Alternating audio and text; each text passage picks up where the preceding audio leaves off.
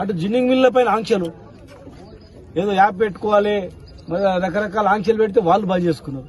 ఆ నిబంధనలు వీళ్ళు పాటిస్తలేదని చెప్పి సాకుతో మీరు కొనుగోలు బంద్ చేస్తే రైతు ఎక్కడ పోవాలా?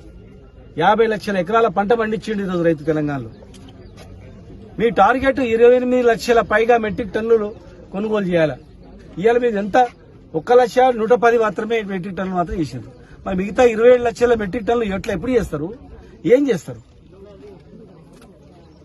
ప్రతి వర్షం వచ్చిందంటే మొత్తం బాగా కదా, ఎడబోసుకుంటాడు. పంట మీదకి తెచ్చి అమ్ముకోవాలా.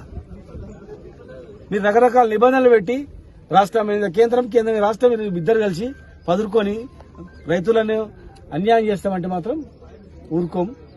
కేసీఆర్ గారు మాత్రం ఊరుకోడు. మాది రైతు బేస్డ్ ప్రభుత్వం.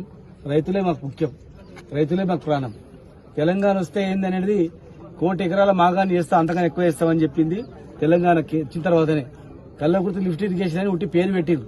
కానీ మేము అధికారంలో వచ్చినాకనే జయపాలన నేతృత్వంలో నీళ్లు వచ్చినాయి, పంటలు పండుతున్నాయి. ఇవాళ ఆయనతో పాలమూరు రంగారెడ్డి జిల్లా ప్రాజెక్టు కంప్లీట్ అయితే మొత్తం ఉమ్మడి జిల్లా మొత్తం కూడా సస్యశ్యామలం అయ్యేది.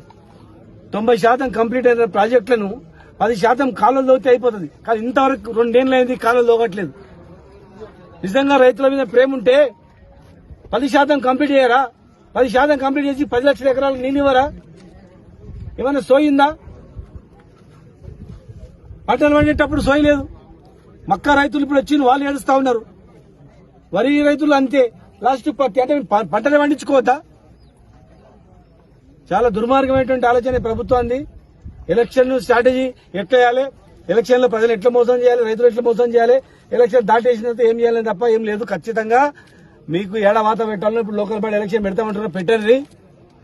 42% ఇస్తామని చెప్పి మోసం చేసి మోసపూరితంగా మళ్ళీ ఇప్పుడు ఎలక్షన్లు వస్తే రైతు ఏడ కర్ర కాల్చి గడ్డపర్ర కాల్చి ఏడ ఎక్కడనో ఏడ ఎక్కుతాడు, ఏడ వాత పెట్టానో పెడతాడు రైతు.